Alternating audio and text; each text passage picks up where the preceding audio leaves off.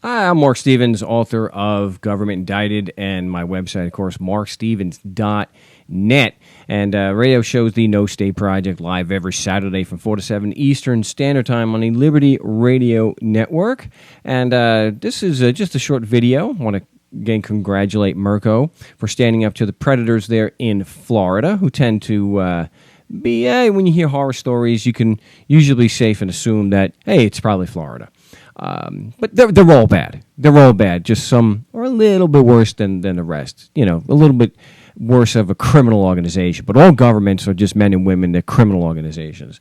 So this is a little different than a lot of the ones that we post. I post here because, and here's the document, the documentary proof. I want to appreciate Mirko for sending it to me. I don't know why he blacked out the name of the judge and the clerk, but that's his choice. We still have documentary proof showing that yet another ticket. But the difference here is that we have a disagreement as to why the prosecutor, and you can see here, this was operating without a driver's license. And it was dismissed. The prosecutor chose to withdraw and not pursue the prosecution.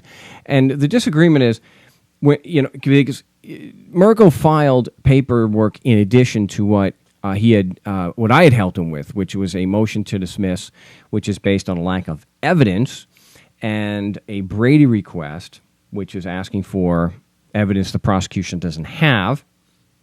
And that he witness with personal first-hand knowledge of evidence that proves that just because Mirko was physically in Florida, that political laws apply to him and that there was jurisdiction to even give him the ticket. Mirko, in the other paperwork he filed, was raising issues of law, mainly that the right to travel, his interpretation or from court cases that appear to support his legal argument that a driver's license isn't required because it's commerce, and the license is only required for commerce.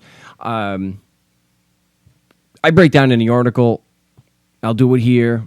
You have two different burdens of proof there. The burden of proof on an issue of fact is extremely low. If the evidence isn't there, it has to be thrown out. All Mirko has to do is show that the prosecution doesn't have the evidence. If the evidence cannot be produced by the prosecution, who's required to do that because they bear the burden of proof, the one who makes the claim bears the burden of proof, then it should be tossed out. Now, if it's based on a lack of evidence showing that the laws apply just because he's physically in Florida, that's an impossible burden for the prosecution to overcome. There's nothing he can do. He cannot directly respond to that, to the motion, and overcome the motion because he doesn't have the evidence. It just isn't there. But if you file something on an issue of law, especially here, there are so many. Look, there's a number of reasons why the right to travel stuff is just garbage. I'm not saying that there's evidence proving that you are required to have a license, but under no circumstances can they prove that whether you're using the roads for commerce, they still can't prove the Constitution applies. So if I'm using the roads as I'm driving people around for money, how does that prove the Constitution applies? You see, it's ridiculous to even think it does. There's just no evidence, and you can always call live broadcast if you disagree with that.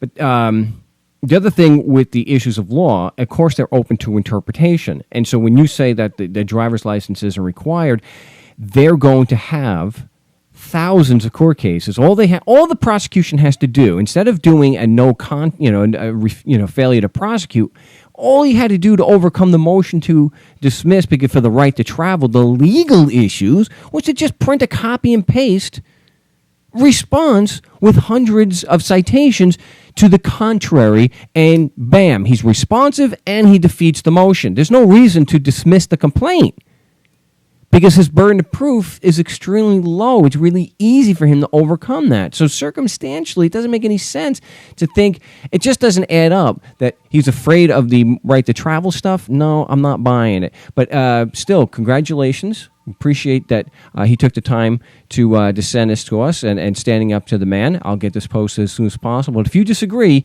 you can contact me at markstevens.net or call a live broadcast.